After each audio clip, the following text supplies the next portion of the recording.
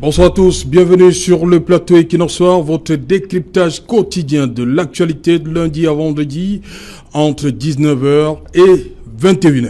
Il était un peu plus de 23h ce 26 janvier 2019 lorsque les Camerounais découvraient sur leurs petits écrans René Emmanuel Sadi et Paul Atangandi. Ils s'exprimaient ainsi quelques heures après les saccages des ambassades du Cameroun à Berlin et à Paris. Cette promptitude du gouvernement à éclairer la lanterne des Camerounais va bizarrement mourir de sa propre mort. Pour preuve, alors que le Cameroun sort d'un grand dialogue national qui était également censé traiter des questions d'intérêt national telles que l'unité nationale, l'intégration nationale, San Mélima, chef-lieu du département du Dja-et-le-Bon et département d'origine du chef de l'État, va sérieusement mettre à mal ces deux concepts.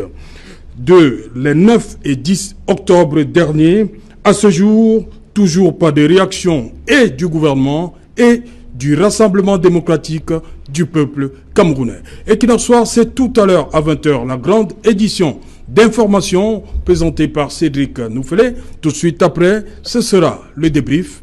Tout de suite. Et maintenant, madame, monsieur, c'est le fait du jour.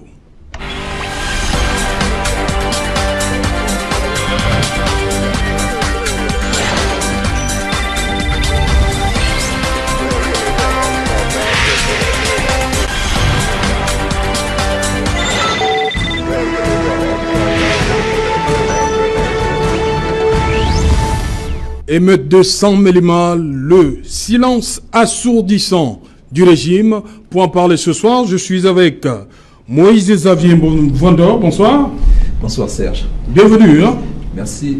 Voilà, Moïse Xavier, vous êtes le président du bureau exécutif de la dynamique de développement socio-économique du Dja-et-le-Bon. Bienvenue. Merci. Voilà, vous m'avez appelé pour dire, vous avez regardé l'émission de lundi sur... on a parlé de San Mélima une fois de plus, parce qu'aujourd'hui c'est la troisième sur San Mélima. Vous avez dit qu'il y a un certain nombre de choses qui avaient été dites sur ce plateau. Ok?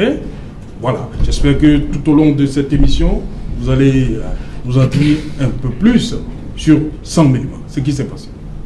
Bienvenue donc sur le plateau. Merci Serge, merci à tous vos brillants panélistes. Un bonsoir particulier aux populations du Dja-et-le-Bon, à tous les commerçants, aux autorités. Je commence par les commerçants, hein. Oui. Les autorités administratives, monsieur le maire. Bonsoir. Monsieur Essiane. Monsieur Essiane Noël, oui. Oui. Qui est le maire de San Mélima, oui. Ok. Voilà. Guy Fongan, bonsoir. Bonsoir Serge Jeanlin et bonsoir aux nombreux millions de téléspectateurs qui prennent le même plaisir à regarder cette émission qui participe à construire le citoyen de demain, le Camerounais nouveau, et qui est une émission d'utilité publique, on va le dire ici. Voilà. Je voulais quand même avoir une pensée ce matin pour... ce soir. Ce soir. Vous êtes pas la revue de grande une, Guy. Oui, c'est vrai. Ce soir, pour... le Carrefour Tif, les populations de Carrefour Tif à Bonadibon, vous allez voir, c'est Tif, les gens ne le savent peut-être pas, mais c'est le nom d'un brillant Camerounais qui s'appelle Tala Isidore Faustin, dont le Carrefour porte son nom. Il voudrait également avoir une pensée pour les populations du Carrefour Fongan, c'est à San Mélima. Il faut le dire qu'il y a un Carrefour qui s'appelle le Carrefour Fongan. Comme Guy avait Fongan. Voilà, donc c'est des Camerounais comme ça qui sont installés dans ces régions-là et qui ont marqué de leur empreinte et qui, de par l'apport qu'ils ont apporté dans cette ville-là, on l'a baptisé, c'est un carrefour à leur nom, donc il y a une pensée comme pour ceux qui nous regardent. Carrefour en aussi. Carrefour en Atol, etc. Donc, sauf que là-bas on est à San Mélima, vous avez en plein San Mélima un carrefour qui s'appelle Fongan. Oui. Et je tenais à avoir une pensée pour ces populations qui nous regardent ce soir et qui certainement... Vous dites Carrefour Fongan à San Mélima? Oui, tout à fait. Moi je passe sous le contrôle du Dja-et-le-Bon. Donc c'est au niveau du quartier Pays-Bas, entre Carrefour BM et l'entrée foyer. C'est un jeune Camerounais originaire de l'Ouest qui est arrivé là-bas. Qu'est-ce que vous voulez démontrer, Guillaume? Je vais démontrer qu'il est plus qu'urgent aujourd'hui, que la problématique du droit du sol peut disparaître et que le droit du sang puisse avoir droit de cité. Parce qu'il n'est pas normal que vous arrivez dans une ville, vous venez investir, vous avez tout fait dans cette ville et qu'à un moment donné de votre vie, on vous rappelle que vous êtes étranger, alors que vous avez quasiment tout fait dans cette ville et pour cette ville. Okay. Et donc, les exemples comme ceux-là, il faut les multiplier pour construire notre vivre ensemble et construire une véritable nation. Donc, une pensée pour ces populations, le Carrefour Fonga et le Carrefour Fonga à San-Mélima et le Carrefour Tif à Bonadibon. C'est comme ça qu'on va construire notre vivre ensemble. Okay. En célébrant les personnes qui ont investi pour construire la ville. Okay. Peu importe l'endroit où ils viennent. Pour Fernand Kemjo, bonsoir. Bonsoir, c'est Jalin Otto. Bonsoir à mes copanélistes. Je veux adresser un salut à la secrétaire départementale de Douala Premier, Maître Michel Ndaki, qui actuellement, avec certains de nos camarades, nos amis politiques, sont au niveau de leur baba pour une messe d'action de grâce. Okay. Voilà, vous l'avez dit, hein, pour Fernand Kemjo du MRC, ainsi que des alliés sur ce plateau ce soir. Maître Georges Teghem, bonsoir. Bonsoir Saint-Jalin, bonsoir à tous mes copanélistes, bonsoir aux millions de téléspectateurs. C'est un plaisir de pouvoir échanger ce soir en espérant que nous allons continuer à participer à construire une démocratie suffisamment forte. Voilà, je commence par vous, Maître Georges Teghem. J'ai commencé par cette image, le 26 janvier 2019. Il était plus de 23 heures. On a vu deux ministres de la République pour une conférence de presse suite au saccage des ambassades. Les 9 et 10 octobre dernier, l'intégration nationale a été fortement mise en péril au niveau de San-Mélima. Qu'est-ce qui passe? Pourquoi ce silence? Pourquoi, jusqu'ici, aucune sortie du porte-parole du gouvernement? Écoutez, en venant ici, j'ai pris la peine de lire un peu notre constitution. Oui. Et puis j'ai noté qu'à l'article 11 dispose bien que le gouvernement conduit la politique de la nation. C'est le rôle du gouvernement. Le gouvernement ne gère pas les affaires qui relèvent de la justice. Écoutez, lorsqu'il y a un événement comme celui qui s'est produit à San-Mélima, il y a un tribunal de grande instance, il y a un tribunal de première instance, il y a un procureur de la République, il y a des autorités de police qui gèrent les dossiers ou alors les infractions lorsqu'elles sont constatées et commises. Il n'appartient pas au gouvernement de faire une communication, sauf lorsque, comme c'était le cas au mois de janvier, les ambassades avaient été injustement ou alors avaient été vandalisées. Il faut reconnaître que lorsque l'on s'attaque à l'ambassade de notre pays à l'étranger, on donne une image de notre pays à l'étranger. Et dans ces conditions, il appartient au gouvernement de communiquer pour rassurer l'opinion publique nationale et internationale sur ce que, lorsque les ambassades sont attaquées, le gouvernement en tient effectivement compte. Parce que, voyez-vous, je l'ai toujours dit, l'image du pays à l'étranger, il faut toujours faire très très attention. C'est une image que nous devons préserver. Quand à l'étranger on ne nous respecte pas, on ne vient pas investir chez nous. Si à l'étranger, les gens ont le sentiment que dans ce pays, il y a des troubles, ils n'investissent pas. Par contre, un événement comme celui de San-Mélima, attention, il y a des principes qui sont observés. Il y a la présomption d'innocence, il y a la séparation des pouvoirs, il y a les autorités de poursuite qui exercent leurs compétences, qui sont des compétences absolues. Il n'appartient pas au gouvernement de communiquer, sauf, comme je l'ai dit, dans les cas exceptionnels. Le rôle du gouvernement, c'est de conduire la politique de la nation telle que définie par le président de la République. C'est la Constitution, c'est parfaitement légal et il n'appartient pas au gouvernement de communiquer sur des faits qui sont soumis, si vous voulez, surtout, je l'ai souvent fait observer, qu'il faut respecter le secret de l'enquête. Lorsqu'une enquête est ouverte, il faut observer un secret. Lorsque le gouvernement communique, c'est dans le cas de la communication gouvernementale, mais dans le cas de San-Mélima, il me semble que jusqu'à présent, le gouvernement a choisi la voie de la justice qui est rendue au nom du peuple camerounais, et il me semble que les autorités judiciaires étant saisies, M. le procureur de la République, il statuera ou alors il exercera la plénitude de ses compétences telles que reconnues par les textes. Le secret de l'enquête avait été respecté pour ce qui était des saccages des ambassades? La preuve. Puisqu'en février dernier, le ministre de la Communication a même désigné des coupables. Écoutez, Serge Alain, je l'ai toujours dit, la vérité, lorsqu'il y a une infraction constatée, est unique. Il ne faut jamais se tromper, la vérité est judiciaire. Il n'y a pas de vérité. Okay. La vérité est celle de la justice. C'est l'institution établie pour déterminer les responsabilités des uns et des autres. Ok. Guy Fonga, justement, vous venez de suivre Maître Teghem. Il n'y a rien à voir à San-Mélima. Je suis scandalisé, je veux dire que n'importe quel Camerounais normalement constitué qui nous regarde ce soir va tomber de son fauteuil à la maison. Je veux dire que c'est totalement scandaleux qu'on estime que le gouvernement ne doit rien dire parce que il y a le secret de la justice. Donc je pense qu'il faut être sérieux, c'est une émission sérieuse. Les autorités sont prononcées quand il y a la casse des ambassades. Ils n'ont pas attendu que la justice suive son cours, le même soir pratiquement. Et aujourd'hui, on sort d'un grand dialogue national convoqué par le chef de l'État où on a brandi pendant plusieurs jours notre vivre ensemble et notre cohésion sociale. Et la pire des choses, c'est que j'ai envie de dire que c'est un signe du destin, c'est qu'on est dans le village du chef de l'État. On est en 100 millimètres. Ouais, je l'ai dit. Ce n'est pas banal. Ce n'est pas banal. On est chez le chef de l'État et où il y a ce type d'incident qui se produit. Donc, le minimum qu'on attend, pas qu'on arrête les gens, mais au moins qu'il y ait une prise de position officielle du gouvernement qui vienne condamner, ou alors au moins qui rassure qu'ils ont pris, ils sont au courant de ce qui se passe et que l'enquête suit son cours. Mais sauf que cette attitude d'autruche oblige les Camerounais à avoir plutôt une lecture et ça donne tout son sens à ce que Charles Ateba appelait en son temps les paradoxes du pays organisateur. Les populations qui sont exprimées sur la question ont été suffisamment claires sur ce qui se passe. Il y a comme une sorte de malaise généralisé. Et la plupart de ces gens-là sont des gens, disons-le comme ça de manière trivialement, à qui ce gouvernement a quasiment tout donné, mais qui n'a pas su redistribuer auprès des jeunes.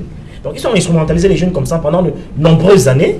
Et puis, ils ont du mal à se regarder dans la glace, dans un miroir, pour affronter cette réalité-là aujourd'hui. Parce que, il faut qu'on le dise avec suffisamment de courage, l'accumulation de frustration est le carburant de la révolte.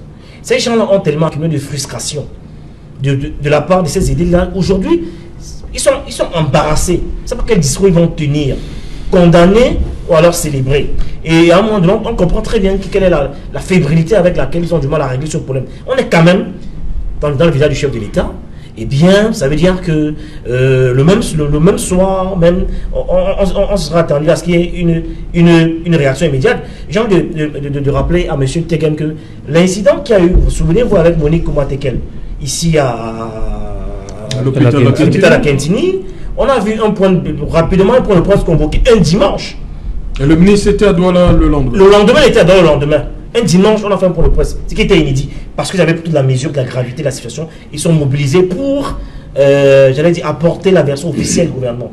Pour le cas d'espèce, on voit bien qu'il y a une sorte de gêne qui est tout à fait compréhensible pour tous ceux qui suivent, j'allais dire de manière quotidienne, ce qui se passe dans notre environnement. Donc il y a cette incapacité et ce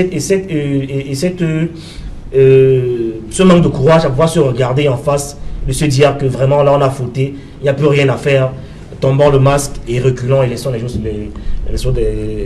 autres faire le boulot à notre place. Moïse Xavier Mvondo, il y a justement eu cette réunion, cette grande réunion le vendredi 11 octobre qu'on a appelé là-bas le dialogue intercommunautaire.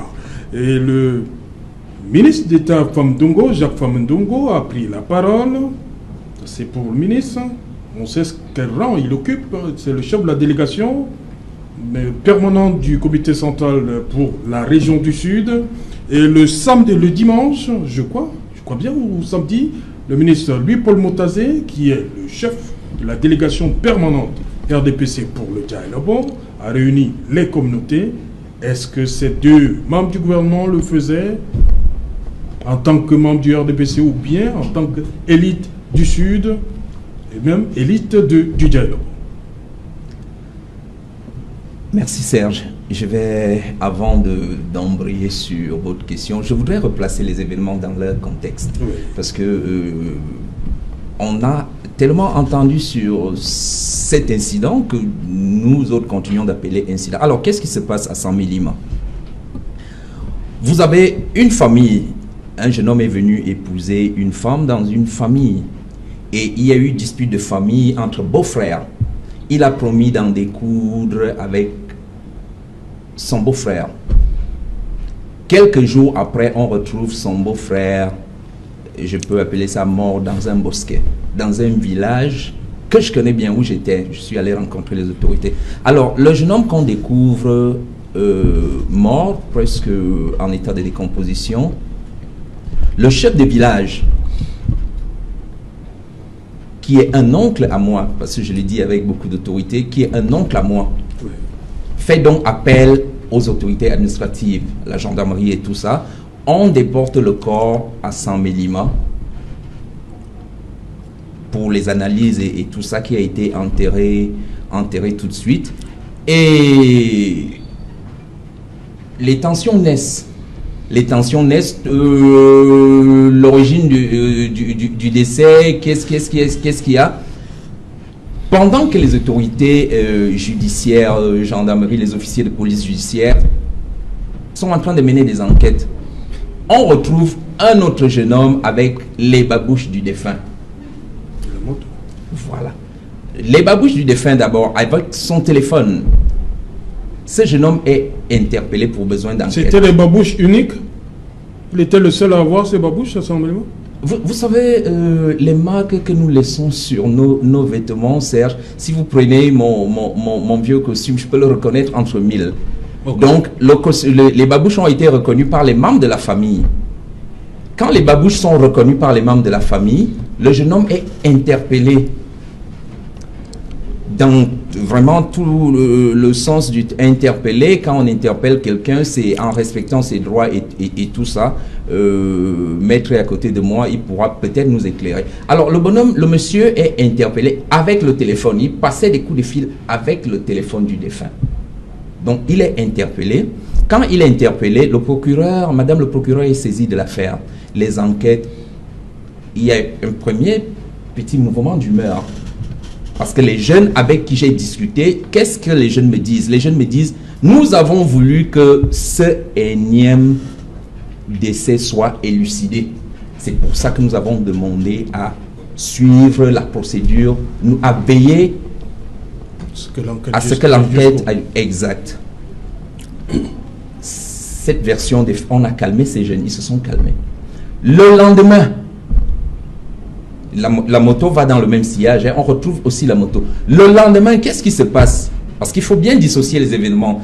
Ce qui se passe, c'est qu'un jeune qui avait une boutique au marché, son père était malade, parce que je les ai longtemps suivis pendant ce dialogue où nous avons été conviés par le préfet. Son père était malade. Dans la maladie de son père, pendant que son père est malade, la boutique a été cédée à quelqu'un d'autre parce qu'elle est restée longtemps fermée. Ce jeune, avec ce bouillon de tension, est arrivé à demander au régisseur du marché de Saint-Mélima à reprendre sa boutique.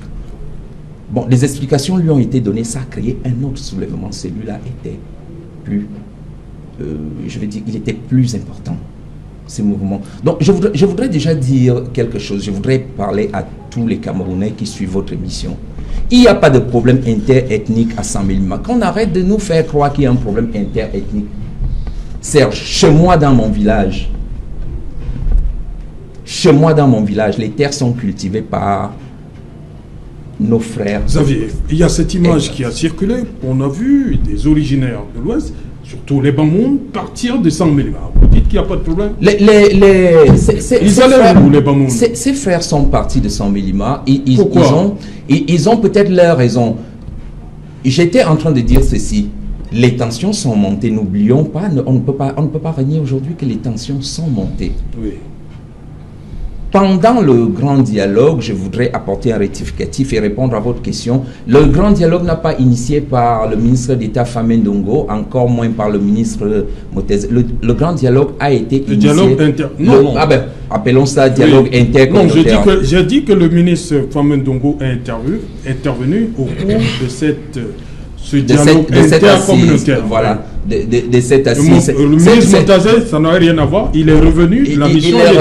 Voilà, il est revenu de la mission. Il a fait ce qu'il avait à faire. Et là, alors, vous parlez de dialogue. Moi, j'appelle ça palabre. C'est une palabre entre des frères. Parce que Hervé l'a dit tout à l'heure, le carrefour Fongan, et il existait bien à Saint-Mélima. Tout à fait, oui. Je vous dis, à 10 km de Saint-Mélima, allez-y, vous allez trouver dans le champ, c'est nos frères de l'Ouest qui travaillent. Moi, je suis un beau-frère de l'Ouest. C'est mes beaux-frères de l'Ouest qui travaillent. Mon premier fils est de l'Ouest. Vous allez à une cinquantaine de kilomètres, vous allez les trouver. Nos plantations dans les villages, c'est nos frères du Nord-Ouest et tout ça. Nos frères, je n'aime pas appeler Bamou, nos frères du Noun. Donc, je ne vois pas le problème. Mais Serge Alain, je voudrais aller plus loin. Dans une même maison, il peut arriver que les fils des enfants de cette maison se disputent. C'est ça qui est arrivé à Saint-Mélima. Arrêtons de donner une connotation qui... J'ai beaucoup aimé le discours de Maître tout à l'heure qui dit c'est un incident de famille. C'est un incident de famille. Donc, ceux qui sont partis, j'étais à 100 000 j'ai passé tout le week-end à 100 000 je suis revenu de 100 000 le lundi. Je n'ai pas vu beaucoup de gens partir.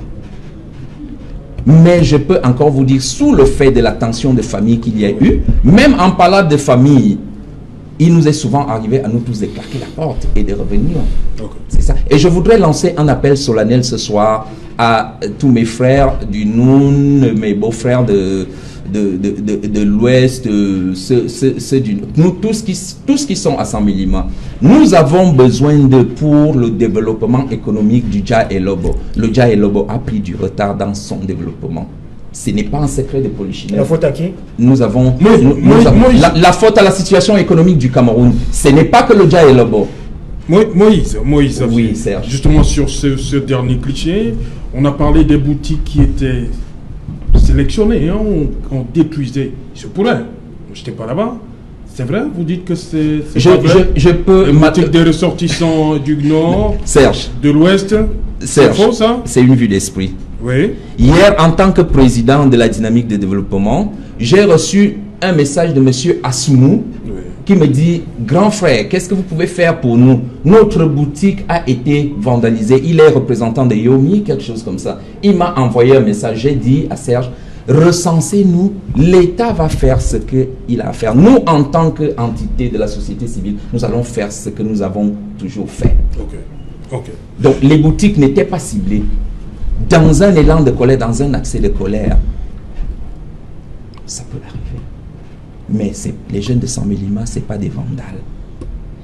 Non, je vais peut-être une parenthèse rapidement. Non, permettez. Vous allez permettre à Paulin aussi de placer un mot, hein, Guillaume, à moins que vous ne soyez pas long, Guillaume. Non, enfin, oui. C'est juste une phrase pour indiquer que je comprends très bien la prudence rhétorique de Moïse Xavier. De Moïse Xavier. En fait, j'ai envie de savoir si est-ce que la famille du présumé assassin n'est pas connu et identifié. Sauf si vous voulez nous dire ici que toutes les boutiques de 100 000 appartiennent à cette famille. Sinon, qu'est-ce qui explique qu'il y ait ce saccage généralisé dans la ville, alors qu'on aurait très bien pu circonscrire l'intervention et s'attaquer directement à la famille.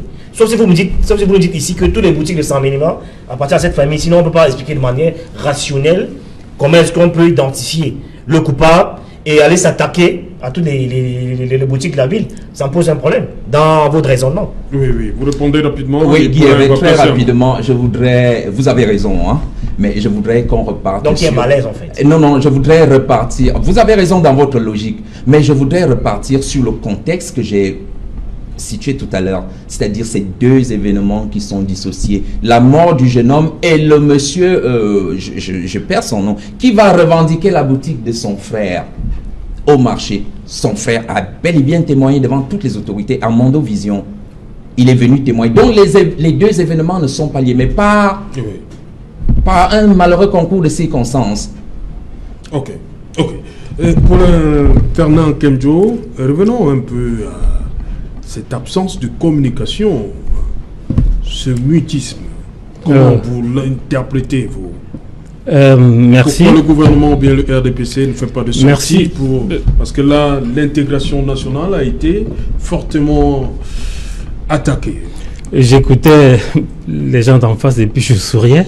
Vous savez, on peut ne pas avoir le niveau pour comprendre une problématique. C'est une façon de voir. Mais quand on est d'abord de mauvaise foi, c'est très dangereux. Le thème est assez intéressant. Et il permet qu'on puisse comprendre le fonctionnement de l'État du Cameroun. Pourquoi le silence? J'ai envie de dire d'abord que M. Atangadi, vous l'avez dit dans votre propos, M. Sadi, qui ont été très prompts à sortir souvent, doivent avoir lu le livre de M. Abaka Ahmad, l'ancien préfet de l'Envie, qui est paru aux éditions Afrikia en 2017. Dans une partie de ce livre-là, un de ses subalternes dans le bureau du gouverneur le prend à partie de façon très ferme. Sur un ton martial, il le dit. Il lui dit, vous ne pouvez pas vous comporter de la sorte dans la province du chef de l'État. Voilà. En fait, il lui disait parce que ce type avait essayé de faire son travail. Comme je vous disais tout à l'heure que M. Atangadi et M. René Sadi doivent avoir lu ce livre, Ils savent qu'ils ne peuvent pas faire n'importe quoi là-bas. Ah, pour vous, c'est parce qu'on est dans le département du chef de Oui, mais ça va plus loin. En fait, le cas Saint-Mélima présente la situation de l'État du Cameroun. On a deux États, un État formel et un État informel. Monsieur Sadi et Monsieur Atangadi sont des employés comme nous tous, ils reçoivent des ordres, ils attendent des ordres. Ils sont les employés de l'État informel. L'État informel est composé de ce qu'on appelle en anglais le deep state. Ça veut dire le moyen très dur qui prend les décisions en dernier recours. Avec les messieurs Jacques Famendongo, toutes les personnes que vous avez citées, c'est eux l'État informel. Les messieurs, les Atangadi et René Sadi sont habillés de la tenue de la République, la tenue officielle, pour jouer un rôle. Cette situation présente donc deux types de Camerounais. Les Camerounais qui sont avec Paul Biya et qui le soutiennent, et les Camerounais qui ne le soutiennent pas. Par rapport aux Camerounais qui sont avec Paul Biya, ils ont des droits. Un ensemble de droits, je vais vous expliquer, ils ont un ensemble de droits. Les autres, ils subissent la loi de l'État. On se rappelle des arrestations au faciès. En fait, il faut bien que vous compreniez quelque chose.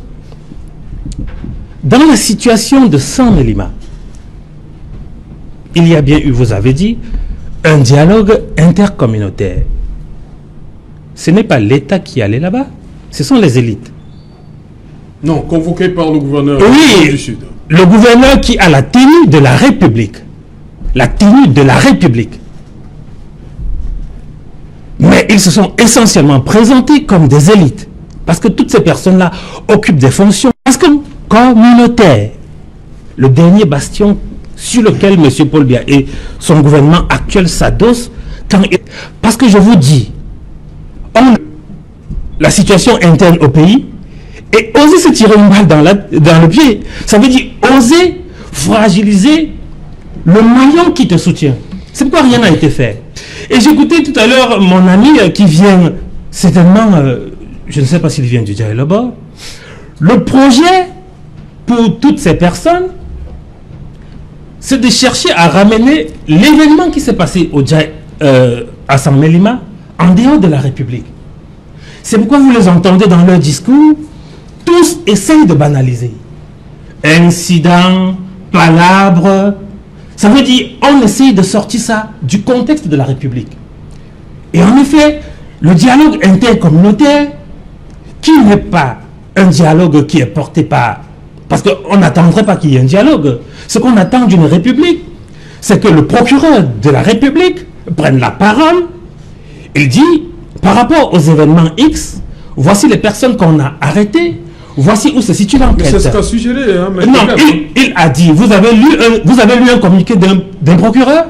Vous avez lu un communiqué? Non, pas encore. Vous avez lu qu'on a arrêté quelqu'un? Non, il n'y a rien de tout ça. Monsieur Tegem, vous le connaissez. C'est quelqu'un qui aime bien, qui aime faire dans la grandiloquence. Non, c'est pas un problème personnel. Écoutez, non, ce n'est pas une histoire de problème. C'est un argument. Bien sûr, je vous dis, il aime avancer. Il aime avancer des choses qu'il ne défend pas. C'est bien le chantre du concept de la République exemplaire. Mais on retrouve là une République anti-exemplaire. Ça veut dire, d'un côté, on est prompt à sortir et à fustiger les populations au nord-ouest. On se rappelle très bien. On voit avec quelle violence le pouvoir en place mate les populations là-bas. Il y a eu à Saint-Mélima, de façon claire, une incompétence de l'établissement gouvernemental dans leur capacité à assurer la sécurité des personnes et des biens. Personne n'est sorti pour adresser les responsabilités. Qu'est-ce qu'on écoute dans le grand dialogue, dans le dialogue intercommunautaire? Ces mêmes autorités qui ont spolié leur population, parce qu'il faut le dire. M. Paul Biya, on peut au moins se lui accorder ce mérite, doit certainement avoir permis à ces élites d'avoir des budgets pour développer leur communauté. On se rappelle de l'usine du manioc qui n'a jamais vu le jour. On se rappelle de l'hôpital de référence qui n'est référence que de nom. Ces autorités, donc, parce qu'elles sont elles-mêmes au début des frustrations socio-économique de leurs frères, ont décidé de monter au créneau en vue de contenir la situation. La solution qu'ils essaient de trouver, c'est qu'il faudrait que les autres communautés laissent aux populations de la ville le travail des mototaxis. Ça, c'est une entorse flagrante au principe de la liberté de commerce et d'industrie. Je parle comme ça des autorités qui sont censées être républicaines, qui disent que telle communauté n'a pas le droit de faire le commerce. Okay. Qu'est-ce que ça montre, cette situation, de façon globale, si je dois chuter? Ça montre que les populations, ça montre que les élites de cette localité ont tellement clochardisé les populations de San Mélima qu'elles trouvent que ce qui est bien pour elles, c'est la conduite des mototaxis. La mototaxi, où on n'a pas besoin d'avoir une compétence particulière pour l'exercer. Ça montre une deuxième chose, que ces mêmes populations n'ont pas le niveau pour concurrencer les gens qui sont sur le terrain. Alors honnêtement, il est scandaleux qu'on puisse aujourd'hui ne pas constater qu'au Cameroun, il y a deux types de citoyens, ceux qui sont avec M. Boldia, voilà, vous l'avez et déjà ceux dit, qui ne sont pas avec lui. Ok, Maître Game, justement, est-ce que, on a vu, je l'ai dit à l'entame de l'émission, le ministre Louis-Paul Moutazé est rentré d'Italie pour venir discuter. Là, c'était avec l'ensemble des communautés. Ça, c'était dans son domicile pour calmer les populations. Est-ce que pour vous, c'est suffisant? C'était suffisant? Écoutez, Serge Alain, moi, j'ai déjà donné mon sentiment sur ce que je pense être la procédure qui doit être adoptée dans ce genre d'exercice. Et avant de vous répondre, Serge Alain, je souhaiterais dire à M. Kemjo, avec qui je partage le plateau, que ne comptez pas sur moi pour aggraver le climat de tension que vous voulez faire naître entre vous et moi. Je suis du RDPC, je suis dans le prolongement du discours du 10 septembre. Vous savez, le président de la République a dit qu'il faut pardonner à la paix. Et je suis un homme de paix. Donc, je ne vais rien faire pour aggraver le climat de tension. Mais je souhaite quand même que vous soyez un peu cohérent, parce que je note que dans vos dires, il y a tellement d'incohérences. Parce que vous dites une chose et à la fin, vous chutez par le contraire. Vous dites qu'il y a des Camerounais qui sont de la tribu et de l'autre. Ce n'est pas de cela qu'il est question. Quelqu'un est venu ici, vous a donné sa version des faits. Il vit à San Mélima, vous n'y êtes pas. En droit, ce que vous dites, on appelle ça le IRC, c'est interdit en matière pénale. Monsieur Kemjo, c'est interdit. Et nous l'avons hérité du droit anglo-saxon. C'est la preuve de la richesse, de la diversité de notre pays. C'est la preuve que le fait d'avoir la common law ou la criminal law, que l'on ait reproduit ça chez nous, montre que notre diversité est une source de richesse. Donc, je voudrais également faire observer, M. Kemjo, que vous parlez de flagrant délit. Je vous signale qu'au Cameroun, le principe, c'est la liberté et la détention d'exception. Et puis, je voulais terminer en vous disant que de là où vous êtes assis, vous n'êtes ni procureur de la République, ni officier de police judiciaire. Et vous ne pouvez pas, de là où vous êtes assis, donner votre sentiment sur une situation dont vous n'en savez strictement rien. C'est pour cela que le législateur a prévu que lorsqu'une enquête est ouverte, on doit observer scrupuleusement le secret de l'enquête. Les événements de San Mélima se sont déroulés, comme l'a relevé mon voisin de droite. Je ne sais pas si sa version est la bonne, mais je dis bien qu'il y a la présomption d'innocence. Si les gens sont laissés en liberté, c'est parce qu'ils sont présumés innocents. Je voulais maintenant répondre à la question de Serge Alain. Vous parliez du ministre Louis-Paul Moutazé. Moi, je ne veux pas apprécier les comportements personnels d'un membre du gouvernement qui peut décider à titre personnel de se rendre dans son village et prendre des dispositions pour régler un problème qui est purement personnel. Et la prise de position personnelle d'un membre du gouvernement n'occulte pas la réalité, et la réalité étant celle selon laquelle le Cameroun est un état de droit. Et dans un état de droit, lorsqu'il y a des incidents et que le préfet ou le gouverneur de la région se met en route pour dire, voilà, en tant que représentant du gouvernement et l'ensemble des ministres, nous pensons que voici ce qui serait utile de faire pour régler les problèmes qui peuvent naître. Ça, c'est une position qui peut être sage, mais je rappelle que personne n'a la vérité tant qu'une décision judiciaire définitive n'est pas prononcée. La vérité dans un état de droit comme le Cameroun est judiciaire. Avant la décision de justice, il n'y a pas d'infraction. Avant la décision de justice, on ne peut pas imputer à quelqu'un un fait. Je voudrais enfin rappeler que le Cameroun est signataire de multiples conventions où l'on dit nul ne peut être jugé condamné sans que sa cause soit entendue par une juridiction établie. on ne peut pas ici indexer une communauté comme étant responsable des événements malheureux de Sam Ménima, parce que nous n'en savons strictement rien. Laissons les autorités judiciaires qui sont saisies de se prononcer quant à la démarche d'un membre du gouvernement relativement à cette crise. Je dis encore, rien n'empêche un membre du gouvernement de s'exprimer de manière personnelle. Non, Maître Guem, ne nous éloignons pas. Je dis, la thématique est claire, le silence assourdissant. Nous ne sommes pas là pour juger, arrêter X ou Y. Non, c'est parce que vous voulez sortir du débat. Je ne sors pas. Je vous ai demandé, est-ce que la sortie du ministre Louis-Paul Motazé était suffisante parce qu'il a, comme on dit, rassuré les populations. Est-ce que à travers cette sortie, donc on attend peut-être, comme je l'ai dit à l'entame de l'émission, une sortie du ministre René Emmanuel Sadi, porte-parole du gouvernement. Je vous ai demandé si les problèmes d'intégration nationale sont moindres que le saccage des ambassades. Attention, Saint-Jalin, vous posez là deux problématiques complètement différentes. Non, c'est pas deux problématiques. Écoutez, il y a un saccage des ambassades, pour faire simple. On a vu deux ministres monter au créneau. C'était plus de 23 heures. Je dis, là, Sam Ménima, on a vu des communautés quitter la ville et jusqu'ici, pas de réaction du gouvernement. C'est ça, c'est aussi simple. C'est ça l'émission ce soir. Saint-Jalin, oui. Relativement aux ambassades, je vous ai dit, l'ambassade est le miroir du Cameroun à l'étranger. Si les ambassades sont attaquées, il est normal. Ce qui se passe à l'intérieur du pays n'est pas important. Si tu me poses la question, il faut me laisser quand même répondre. Sauf si tu veux répondre à ma place. Je dois vous relancer aussi. Hein, oui, c'est ton droit. Mais laisse que je finisse au moins de te répondre. Allez-y. Parce que quand tu m'interromps, tu me fais faire le pire, c'est pas normal. Moi, je dis une chose. Lorsque les ambassades sont attaquées, c'est le miroir du Cameroun à l'étranger. Il est normal que le gouvernement de la République parle pour remettre les choses en marche, parce que ceux qui de l'étranger voient le saccage et qui projettent de venir au Cameroun pour le tourisme ou qui projettent de venir pour un investissement au Cameroun peuvent mal percevoir. À la différence d'un événement malheureux comme celui de Sam Ménima qui est sur le territoire national où nous sommes entre nous, où il y a des officiers de police judiciaire qui sont sur le terrain, où une enquête est ouverte. Il appartient au gouvernement, il me semble jusqu'à présent, d'observer un certain mutisme pour laisser la justice faire la lumière sur ce qui s'est produit. Maintenant, rien n'exclut. Et je pense que c'est même encore prématuré de dire que le gouvernement n'a rien fait parce qu'on n'en sait rien. Non. On n'en sait rien. On parle de sortie. Saint-Jalin. De sortie. Oui, mais vous ne savez pas comment il travaille. Le gouvernement travaille de concert avec les autorités judiciaires. Peut-être après un certain nombre d'informations que communiquera le procureur de la République de Sam Ménima, le gouvernement estimera utile. Mais c'est la justice qui dit la vérité, Serge Alain. Le gouvernement ne peut pas agir dans une certaine cacophonie comme aujourd'hui. Personne ne peut dire. Vous parlez de cacophonie, c'est vous mettez. Aujourd'hui. On a vu le Premier ministre. Vous avez entendu la version. Vous avez entendu la version. Après le ministre de l'administration territoriale. Vous appelez ça quoi? Vous avez entendu la version de l'habitant de Sam Ménima tout à l'heure. Oui. Vous avez entendu M. Kemdjo, vous avez entendu M. Fogan. Ce sont des versions qui sont complètement divergentes. Et vous voulez que le gouvernement croie en qui?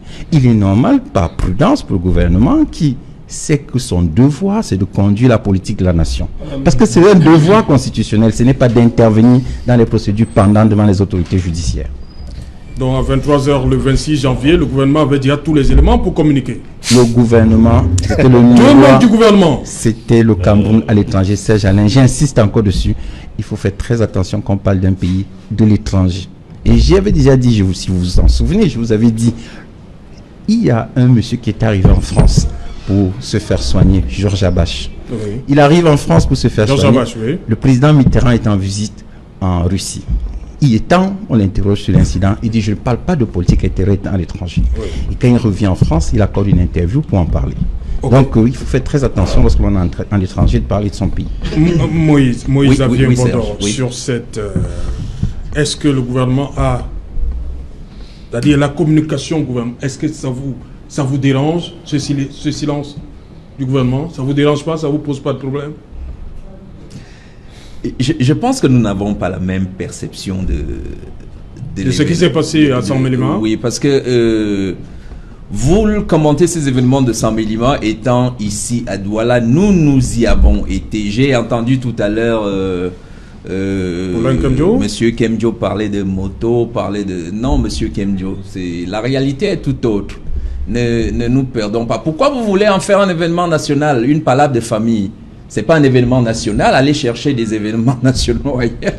Moi c'est ce que je pense. C'est un événement, c'est une famille. Je vous ai dit, les ressortissants de Saint-Mélima se marient avec nos sœurs du Noun, ainsi et vice-versa. Alors pourquoi vous voulez que dans cette palabre de famille, pourquoi vous voulez donner une connotation nationale ou internationale à un événement? C'est comme ça que vous réglez les événements dans vos familles? Je pense que non. Vous avez parlé des motos.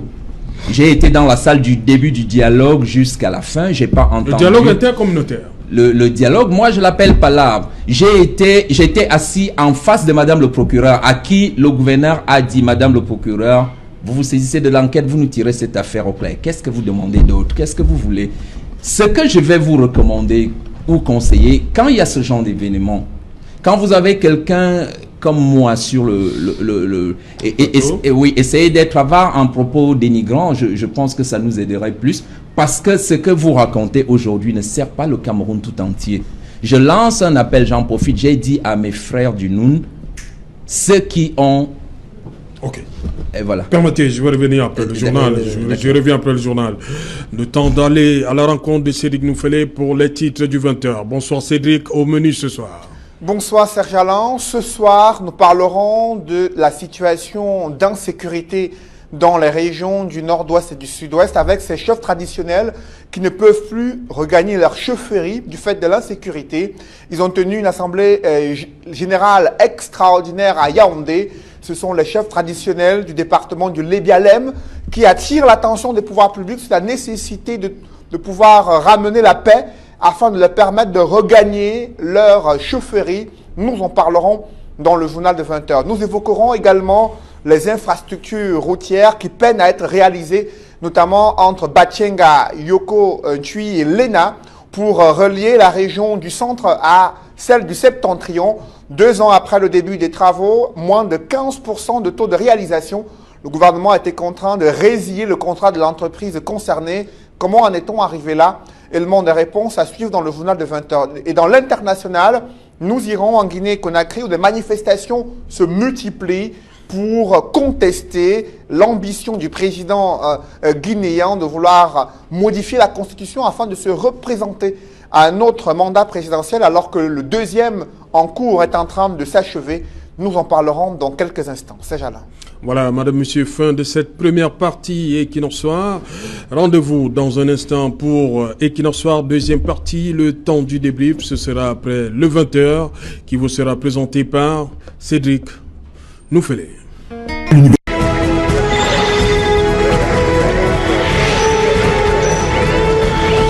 Retour sur le plateau Equinox Soir, c'est la deuxième partie, la partie consacrée au débrief du journal, toujours en compagnie de Guy Hervé Fongan, Paulin Kemjo, Moïse Xavier Vondor et Maître Georges Teghem. Maître Georges Teghem, le dialogue, le grand dialogue national s'est achevé il y a plus d'une semaine et certains n'arrivent toujours pas, surtout, nous restons avec les chefs traditionnels du Lébialem.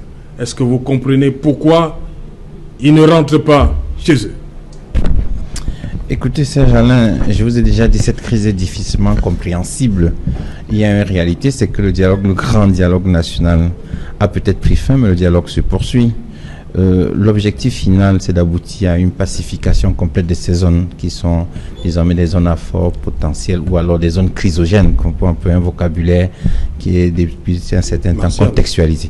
Je pense pour ma part qu'il serait souhaitable que le dialogue qui a été initié depuis le mois de novembre 2016, le mois d'octobre 2016, se poursuive parce qu'il vous souvient que ça avait commencé par les regroupements avec les syndicats d'enseignants, les avocats et la réunion du 30 décembre 2016 à Bamenda, et le dialogue s'est poursuivi, la mise en place d'un certain nombre d'institutions, la libération de 289.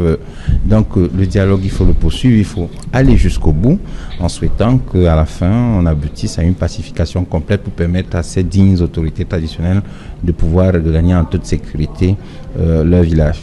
C'est notre vœu le plus cher et je pense que la République tout entière y travaille. Le président de la République, il me souvient encore dans son discours du 10 septembre dernier, a été très pondéré, très mesuré. Il a tenu des propos qui étaient aimables, il a tenu des propos qui étaient acceptables, il a mis tout le monde, il a rassuré les populations pour démontrer que la République était toujours en train de se battre pour arriver finalement à une solution pacifique. Depuis ce discours, justement, nous sommes dans une œuvre de pacification générale. C'est pourquoi, dans les discours, nous nous efforçons de ne blesser personne, de continuer à construire ce pays, de continuer à le bâtir, de continuer à prendre le vivre ensemble pour permettre à tous les Camerounais de vivre ensemble.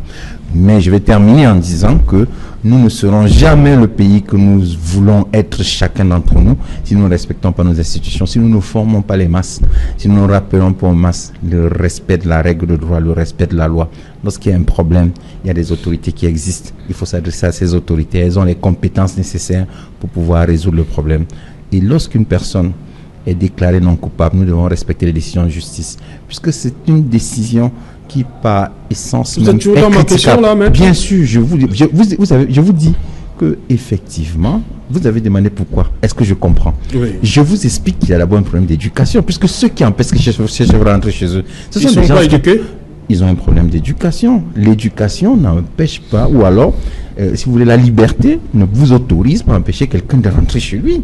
Si vous avez un problème, vous empêchez à quelqu'un de rentrer chez lui, c'est que vous souffrez d'un déficit quelque part d'éducation. Mais je ne veux pas. Il y a un acte qui empêche les chefs du Lébialem de rentrer chez eux. Je ne veux pas me jeter.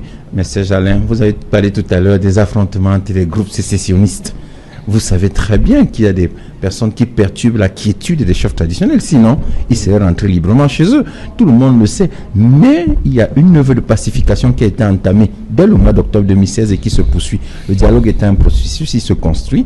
Et je souhaite que le nouveau préfet qui a été nommé il y a quelques jours, qu'il, dans sa œuvre, dans son travail de terrain, qu'il nous aide tous à régler cette crise et qu'il permette surtout à ces chefs de regagner leur bercail.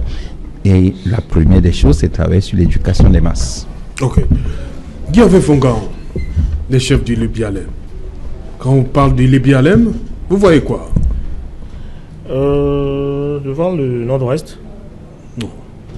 Et je vois en réalité une situation dans laquelle on a réussi malheureusement j'allais dire que non, je vois le nord-ouest d'abord et le sud-ouest ensuite. Oui. Parce que c'est les deux régions les plus touchées par cette crise-là. Et moi, ça me conforte seulement dans l'idée selon laquelle on a réussi dans notre pays à inféoder nos chauffeuries et à désacraliser la fonction du chef. Parce que ce qui se passe là, moi j'ai grandi en sachant que le chef c'est sacré. Ce qu'il dit, ce qu'il fait, je vais dire qu'on prend ça pour dire, pour argent comptant. On a depuis quelques années assisté dans la désacralisation de la fonction du chef, ce qui amène à ce que les gens banalisent cette fonction-là et la crise anglophone, notamment dans le Lébialem, dans le sud-ouest, est venue amplifier cette banalisation de la fonction qu'on a du chef, alors qu'en réalité, c'est les gens sur qui le gouvernement pouvait compter pour apaiser les gens et ramener le calme. Il se passe à l'épreuve des faits, à l'épreuve de la réalité que malheureusement, il sera difficile de compter sur les chefs pour ramener la paix. Et contrairement à ce qui est dit, moi je suis de ceux qui pensent que ce n'est pas un problème d'éducation, parce que voyez-vous, il y a encore des relents de contestation et de mécontentement qui couvrent sous la cendre. Parce que si vous prenez les éléments disparates que vous mettez ensemble, notamment la sortie des États-Unis et l'Union européenne, vous voyez bien que il y a encore des organisations comme celle-là qui estiment que le vrai dialogue au moins on devrait arrondir les angles et tenir encore un véritable dialogue et faire parler les gens qui ont des choses à dire. Et puis la sortie d'Ayoub Tabé tout récemment encore dans Jeune Afrique n'est pas de nature à peser la situation. Ça va davantage radicaliser les gens et embraser les choses. Il ne vous a pas échappé que en plein dialogue, la fameuse gardienne de prison, Florence Ayafort, a été sauvagement assassinée alors qu'on était en plein dialogue. Non, la veille. Oui, a été sauvagement assassinée. On était dans la dynamique du dialogue. Elle est assassinée. Je veux dire que c'est des éléments comme ça qui devraient interpeller les dirigeants et comprendre qu'en fait, il y a encore un malaise qui couvre. Et on a du mal à comprendre jusqu'à aujourd'hui, de manière rationnelle, la raison pour laquelle on maintient encore un Mwancho BBC en prison, par exemple. Alors que il aurait pu être un des interlocuteurs qui parle aux gens qui sont sur le terrain et qui soient écoutés. Malheureusement, tout le monde est sorti, il n'est pas encore sorti. Donc, ça pose quand même des suspicions sur la détermination du gouvernement à vraiment ramener la paix. Ça met les gens. Oui, tout à fait. Ça même, on peut douter quand on voit ce type d'attitude. Et voyez-vous. Et puis, il y a une des choses qu'on ne dit pas parce qu'il y a. On risque avec ces libérations en cascade ouvrir une boîte de Pandore. Moi, j'ai suivi une série de reportages. J'ai discuté avec beaucoup de gens. Vous êtes contre les libérations? Non, je vous dis que la boîte de Pandore qui va être ouverte, elle est la suivante. C'est-à-dire que j'ai discuté avec beaucoup de détenus, jusqu'à hier encore, qui sont sortis de prison. Comment on répare le préjudice? Vous avez les gens qui ont passé 9 mois, qui ont tout perdu, et qu'on a lâché comme ça dans le vent. Je dis qu'à côté de ça aussi, il est urgent. C'est des poches de tension que le gouvernement est en train de créer. Donc il est utile, urgent aujourd'hui, qu'on prenne les dispositions pour... Restons avec les chefs du Lébialem. Ça c'est un autre sujet, je vous en prie. C'est les circonstances aggravantes qui radicalement... C'est le débrief du journal. Non, les chefs ne rentrent pas chez eux, pourquoi? Parce que les gens sont mécontents. Oui. Justement. On les empêche parce qu'ils sont mécontents. Et parmi ces gens mécontents, vous avez les gens qui ont tout perdu en prison, qui rentraient, ne savent pas ce qu'ils vont devenir.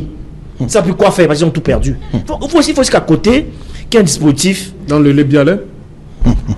Mais dans la crise anglophone, il y a 333 personnes qui ont été libérées. 333 personnes. Parmi ces personnes, vous avez leurs familles qui vivent là-bas. Leurs familles qui estiment que, évidemment, ceux qui rentrent là ont tout perdu. Les chefs de famille, les chefs d'entreprise qui ont perdu beaucoup de choses. Il faut aussi, quelque part, on prend des dispositions pour réinsérer ceux-là et leur permettre de redécoller. Sinon, après, ils deviennent des frustrés qui vont un jour ou l'autre se radicaliser. Et pourquoi pas empêcher les chefs de revenir? Parce qu'ils sont énervés. Ok. C'est jamais juste une phrase. Je voudrais vous dire qu'on a mis en route le CNDDR. Je vous en prie, Maître Tighem. Moïse Xavier Vondon, on sait quand même qu'au sortir du grand dialogue national, on nous a présenté les chefs comme ceux-là qui devaient continuer le dialogue.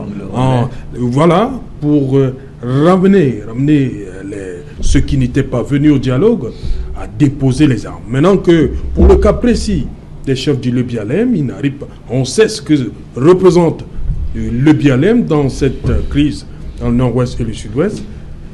Est-ce que l'espoir n'est pas perdu? Là-bas, on parle des Red Dragons. C'est des appellations. Non, Serge, je voudrais être explicite en très peu de mots pour dire. Les chefs se sont réunis à Yaoundé. C'est une preuve que le dialogue continue. C'est une preuve que nous sommes toujours à la recherche des voies et moyens pour que la sérénité et la paix reviennent. Ne soyons pas pressés. La sagesse africaine dit souvent, quand la maladie vient, elle vient au galop. Pour repartir, elle va à pas lent. Donc, faisons confiance à tous ces sages qui se sont réunis à Yaoundé. On ne peut pas avoir la paix. Déjà, la paix, elle n'est pas absolue. Hein? Et on ne peut pas l'avoir un seul jour quand on sort en un seul jour, en un clic de doigts, quand on sort de ce que nous savons tous dans le nord-ouest et le sud-ouest. Soyons patients, faisons confiance à nos institutions et je vais dire institutions administratives et traditionnelles. C'est tout ce que je peux dire à ce propos. Oui. Paulin Kamdio, ces situations, qui va parler à ceux-là qui détiennent encore les armes dans le Lébialem, alors que les chefs ne peuvent pas rentrer dans le Lébialem? J'ai écouté tout à l'heure et puis je ris. Je ris parce qu'en fait, ils disent que le dialogue continue. En fait, mes copanélistes, en fait, ils sont en train de s'inscrire en porte-à-faux déjà contre le président de la République qui nous a dit qu'il a fait un rapport du dialogue à Macron. On fait un rapport de quelque chose qui est achevé. Non, il faut être sérieux. La sortie des chefs traditionnels est un véritable camouflet pour M. Paul Biya. En fait, de façon très subtile, ils lui disent que maintenant que tu as fini ton monologue avec le RDPC et ses alliés, essaie de convoquer un dialogue pour qu'on invite ceux qui sont sur le terrain. Le Lébialem, c'est une zone, nous savons tous sur les réseaux sociaux, qu'il y a un chef de guerre assez féroce là-bas, Phil Marshall, pour ne pas le nommer. Mais le type tient la situation en main. Et les chefs disent que si tu es sérieux dans ce que tu faisais là, convoque maintenant le dialogue qui est inclusif afin que la paix revienne. Ils le font à la suite de l'Union européenne et des États-Unis qui ont de façon claire dit à M. Paul Biya, tu as discuté avec tes amis de parti et avec les alliés, maintenant convoque un dialogue.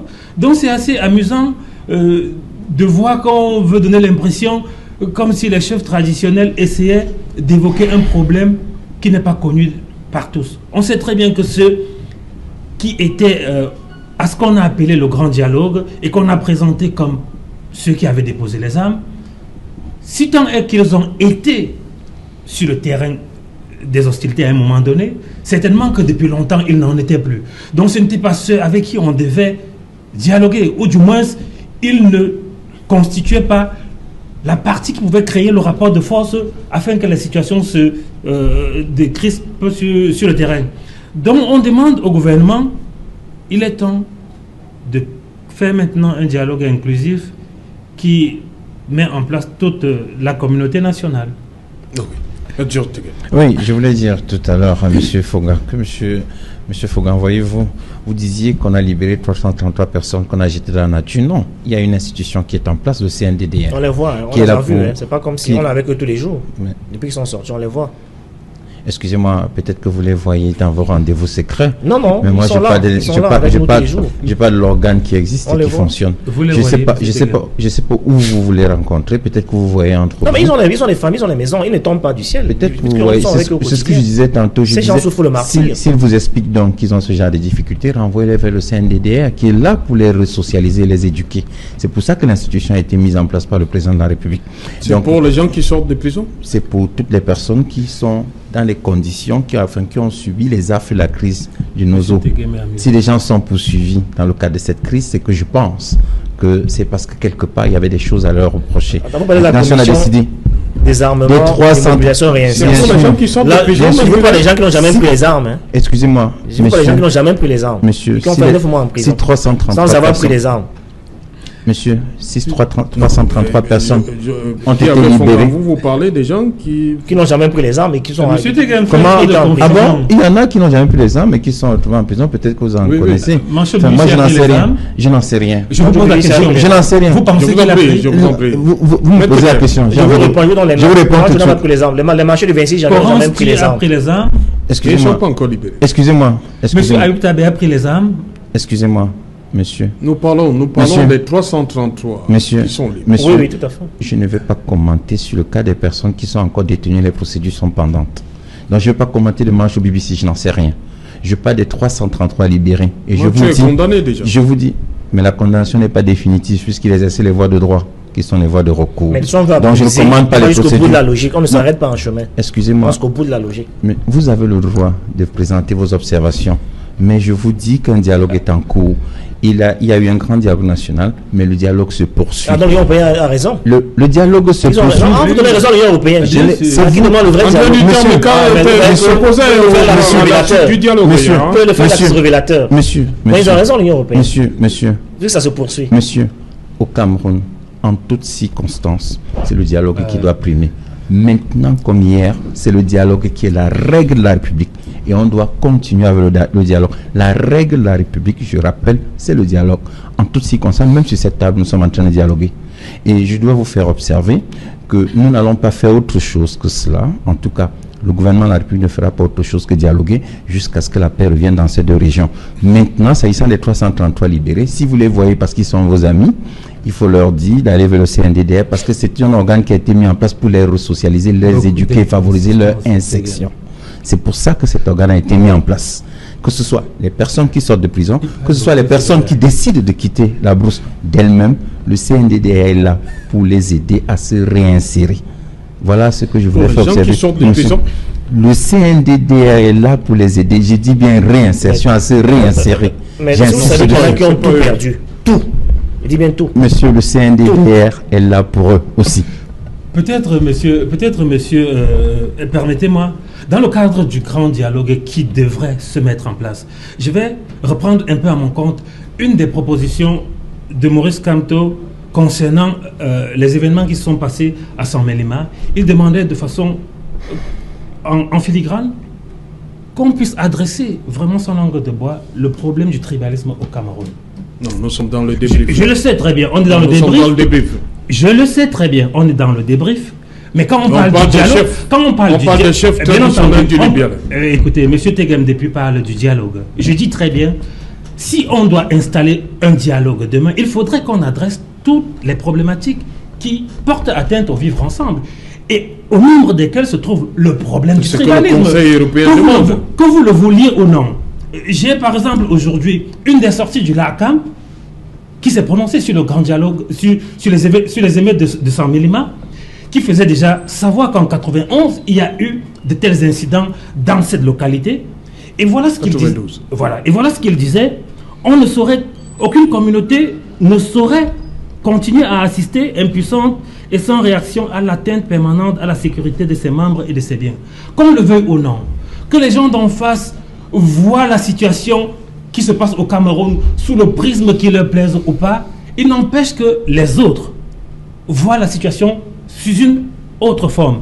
Et il est important que les gens puissent se regarder, qu'on puisse déposer autant le problème, la question du tribalisme sur la table, autant la question de la forme de l'État sur la table, avant que, même si à la fin il faudrait qu'on trouve que non, il est préférable qu'on reste unis, qu'on mette en place les régions, mais il faudrait que ce soit le consensus d'un dialogue inclusif. On vous a compris. On va terminer avec vous, Xavier. Oui, merci Serge. Je voudrais dire à M. Kemdio de ne pas invoquer les démons. Il n'y a pas de tribalisme à 100 millimètres.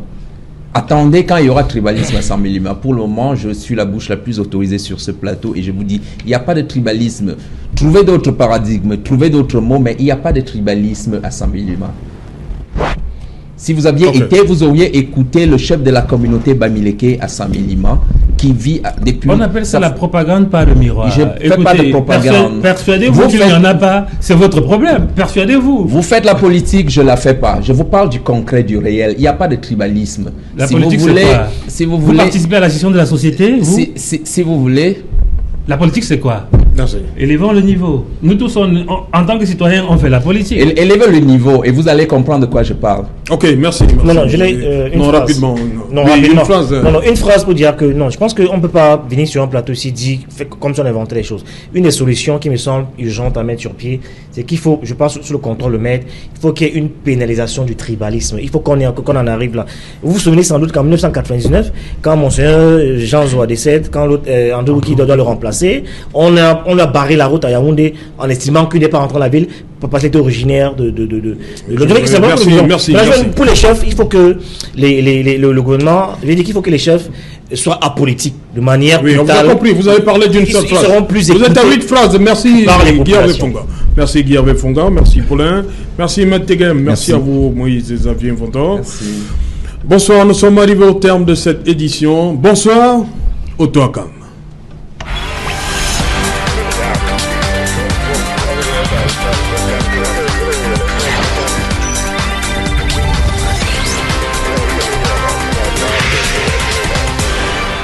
Pigier, plus de 160 ans d'enseignement et de formation